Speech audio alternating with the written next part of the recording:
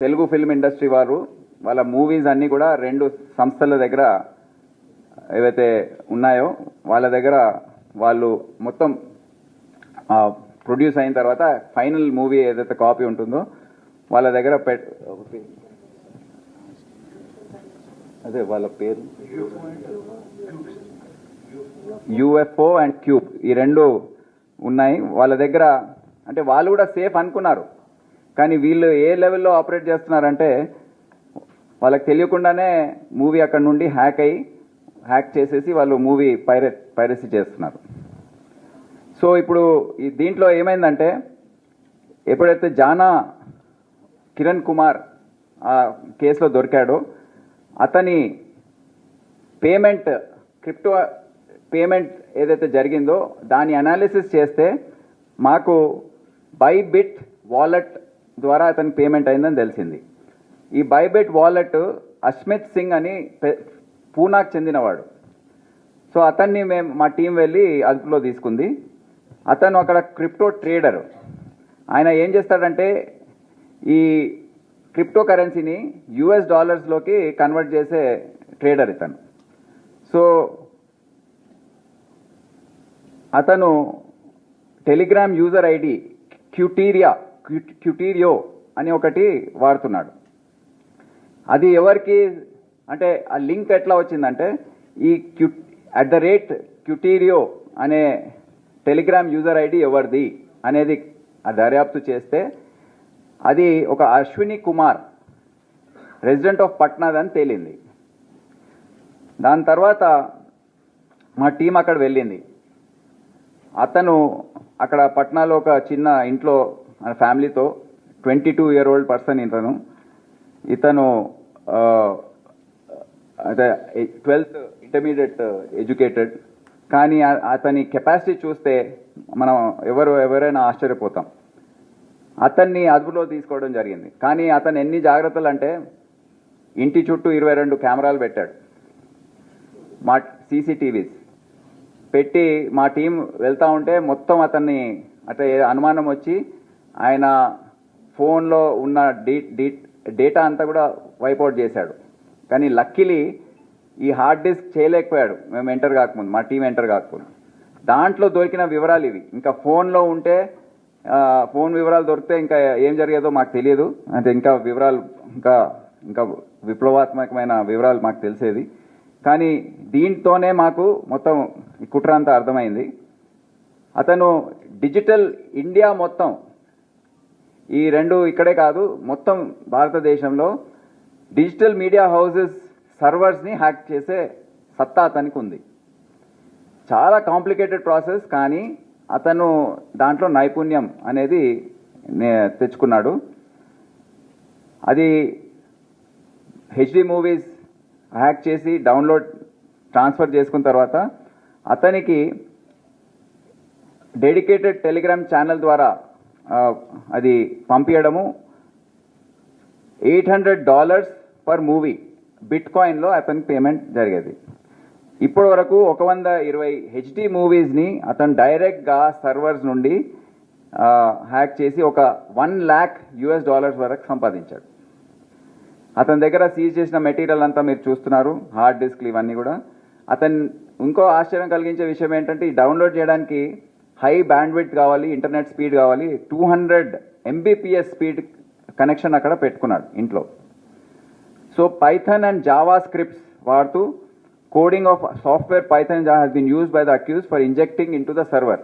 ఈ రెండు java and python scripts inject చేసి సర్వర్లోకి ఖాళీ లైనక్స్ అని, బ్యాక్ ట్రాక్ 5 అని, ఏపీకే ఫైల్స్ ఇవన్నీ కూడా అతను ఈ మెటీరియల్స్ టూల్స్ వాడుతూ ఈ విధంగా సర్వర్స్లోకి ఎంటర్ అయిపోతున్నాడు. మూవీసే కాదు, అన్ని గవర్నమెంట్ వెబ్సైట్స్ కూడా ఇతను హ్యాక్ చేశాడు. ఆ మధ్య మీకు తెలుసా తెలంగాణ వెబ్సైట్స్ అన్నీ కూడా డౌన్ అయ్యాయి. సో ఇటువంటి వారిదే మా తెలంగాణ పోలీస్ సంబంధించిన వెబ్సైట్స్ అన్నీ ఇతని వల్ల కాలేదు, కానీ ఇటువంటి ఇంకా హ్యాకర్స్ ఉన్నట్టున్నారు. ఇతను government of India, government of Bihar, Jharkhand అన్ని వెబ్సైట్స్ హ్యాక్ చేసి అన్ని డీటెయిల్స్ అక్కడ ఉన్న ఎంప్లాయీస్ వాళ్ళ జీతాలు ఈ సర్వర్ కంపెనీ ఇప్పుడు ఈ ఈ డిజిటల్ మీడియా కంపెనీస్ అయితే వాళ్ళ జీతాలు వివరాలు అన్నీ అతని దగ్గర ఉన్నాయి టోటల్. ఆ రోజు చూపిస్తే కూడా వాళ్ళు చాలా ఆశ్చర్యపోయారు. ఎలక్షన్ కమిషన్ వెబ్సైట్ కూడా అతను హ్యాక్ చేసి డీటెయిల్స్ అన్ని, అంటే ఇష్టం ఏది అవసరం ఉంటే అది హ్యాక్ చేసేస్తున్నాడు. So private sector and commercial data, movie distributors data, ecommerce platforms data, insurance service providers, Airtel, Jio, Vodafone, ఇవన్నీ కూడా అతను హ్యాక్ చేసే సత్తా అతనికి ఉంది. అశ్విని కుమార్ 21 year old ఎవరైతే హెచ్డి వీడియోస్ మూవీస్ హ్యాక్ చేశాడో సర్వర్స్ని, అతను యాక్చువల్గా వాళ్ళ ఫాదరు చిన్న బిజినెస్ మ్యాన్ అనమాట. ఒక 70-80 yards ఇల్లు G+2 ఉన్న ఇంట్లో ఉంటారు, బిజినెస్ కూడా అక్కడే. అతను బెడ్రూమ్లో అతను తమ్ముడు ఇతను ఉంటారు. డే అంతా కూడా ఖాళీగా ఉండి నైట్ పని స్టార్ట్ చేస్తాడనమాట. యాక్చువల్గా ఎందుకు చేసావు అని అడిగినప్పుడు మనము మూవీ ఫస్ట్ రిలీజ్ కాకముందే నేను చూడాలని నాకు క్యూరియాసిటీ, నాకు ఇంట్రెస్ట్, అందుకోసం నేను స్టార్టింగ్లో అలా డౌన్లోడ్ చేసుకుని చూసేవాడిని. తర్వాత టెలిగ్రామ్లో వీళ్ళందరూ చాటింగ్ చేసి షేర్ చేస్తే మనీ ఇస్తామని చెప్పినందుకు నేను కాపీస్ని మెల్లగా పంపించడం స్టార్ట్ చేశాను. 23 నుంచే ఇది స్టార్ట్ చేశాను అనేసి మనకు చెప్పాడనమాట. అట్లాగే ఇవి షేర్ చేసినందుకు వాళ్ళు పంపించిన ఏవైతే USDT ఉన్నాయో అవి డిఫరెంట్ వ్యాలెట్స్లో సేవ్ చేశాడు. సేవ్ చేసుకొని వాటిని తీసుకునే అవసరం కూడా రాలేదు అతనికి, ఎందుకంటే వాళ్ళ ఫాదర్ ఆల్రెడీ ఈ బిజినెస్ చేస్తున్నాడు. ఎందుకు చేస్తున్నావు నువ్వు, మూవీస్ అయితే సరే ఓకే చూడడానికి తీసుకున్నావు, బట్ గవర్నమెంట్ వెబ్సైట్స్ ఇవన్నీ ఎందుకు హ్యాక్ చేశావు అని అడిగితే అతను అది నేను చేయగలను, వాళ్ళ డేటా నా దగ్గర ఉంది, నా దగ్గర పెట్టుకున్నాను అనే దీనికోసం చేస్తున్నానని చెప్పాడు మనకి. ఆల్ గవర్నమెంట్ వెబ్సైట్స్ ఇవి ఇంక్లూడింగ్ లెజిస్లేచర్ కి సంబంధించిన అన్ని కూడా ఉన్నాయి. అతని డేటాలో కిక్ మూవీ ఉందా? అదే కిక్ కోసం చేస్తున్నాడు అనమాట. ఉండొచ్చు, ఆ మూవీ కూడా ఉండొచ్చు.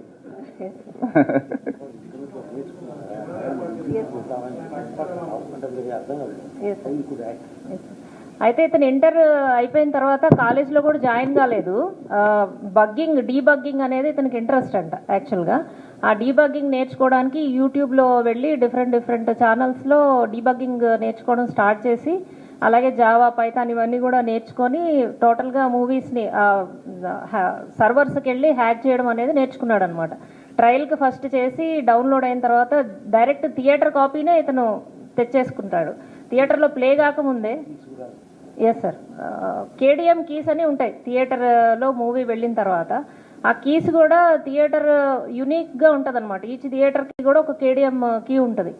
దాన్ని థియేటర్ వాళ్ళకి తెలియకుండానే ఇతను వాళ్ళ సర్వర్స్ హ్యాక్ చేసేసి ఇతను డైరెక్ట్గా థియేటర్లో ప్లే కాకముందే ఇతను ఇక్కడ చూసేసి నేను చూశాను అనే ఒక ఇది, అట్లాగే టెలిగ్రామ్లో షేర్ చేయడం. సో అది చేస్తున్నాడు. ఇప్పుడు మాకు దొరికింది ఇతని హార్డ్ డిస్క్లో ఫస్ట్ ఈ కేసు తమిళ్ బ్లాస్టర్స్ వెబ్సైట్లో ఈ HIT 3 ద థర్డ్ కేస్ ఏదైతే ఉందో,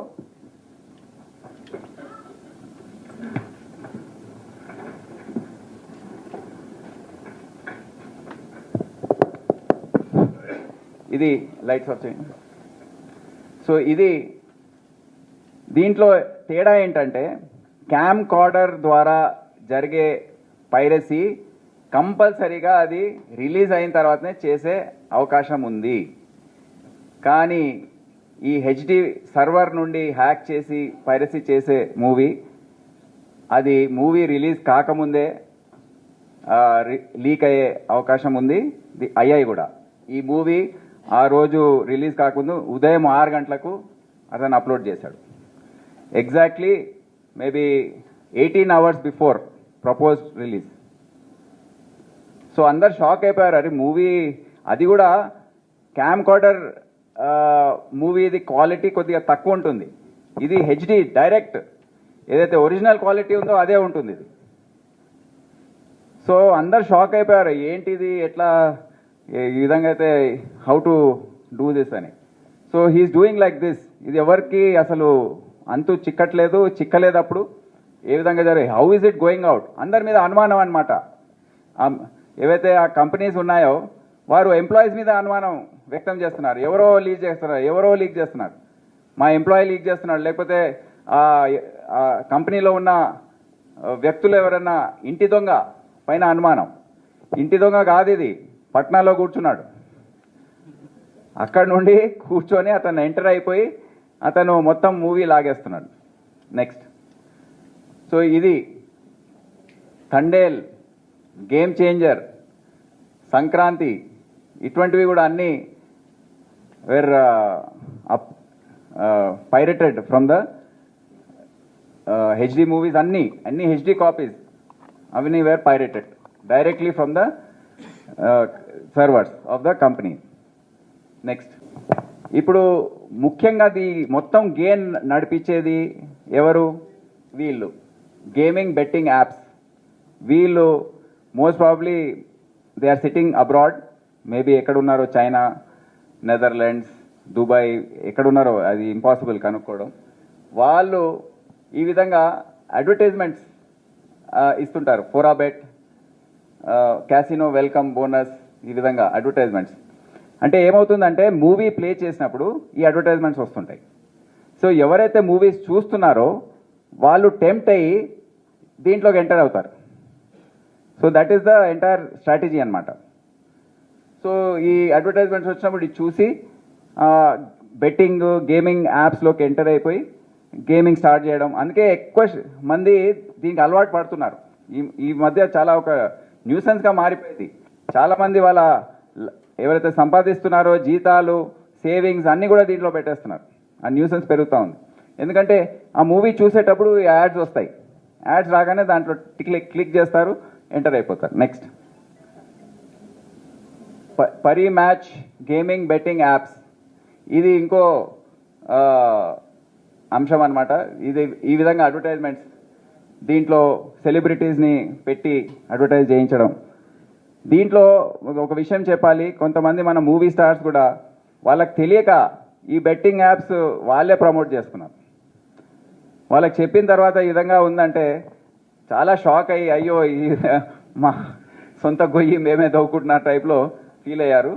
సో అంటే ఇప్పుడు సునీల్ నారాయణ్, క్రికెటర్స్, వీళ్ళందరినీ ఇదే కాదు, వాళ్ళు ఒకసారి ఒక వ్యక్తి బెట్టింగ్ చేయడానికి ఎంటర్ అవుతే అతని పర్సనల్ వివరాలన్నీ కూడా తెలుసుకొని వేరే సైబర్ క్రైమ్స్ ఏవైతే ఉన్నాయో, లోన్, డిజిటల్ అరెస్ట్లు, లేకపోతే ఇన్వెస్ట్మెంట్ ఫ్రాడ్స్, సెక్షువల్ ఫ్రాడ్స్, ఇవన్నీ కూడా వాళ్ళు పాల్పడుతున్నారు. It's a big operation. ఒకసారి ఆ వివరాలు వచ్చేస్తే వాళ్ళు ఏదైనా చేసే ఆస్కారం ఉంటుంది. నెక్స్ట్, సో మొత్తం ఈ కేసు దర్యాప్తు మీరు ఓవరాల్గా చూస్తే 2 రకాలుగా, క్యామ్ కార్డర్ వీడియో ఒక టైపు, హెచ్డి వీడియో ఒకవైపు, తమిళ్, ఇదంతా నేను ఆల్రెడీ ఎక్స్ప్లెయిన్ చేశాను. ఈ విధంగా వాళ్ళందరినీ అరెస్ట్ చేసి పట్టుకురావడం జరిగింది. హెచ్డి వీడియో పైరసీ అక్కడ చూస్తే ఈ అశ్విని కుమార్, బీహార్, అతనిది అంతా కూడా మనము ఆల్రెడీ ఎక్స్ప్లెయిన్ చేసుకున్నాం.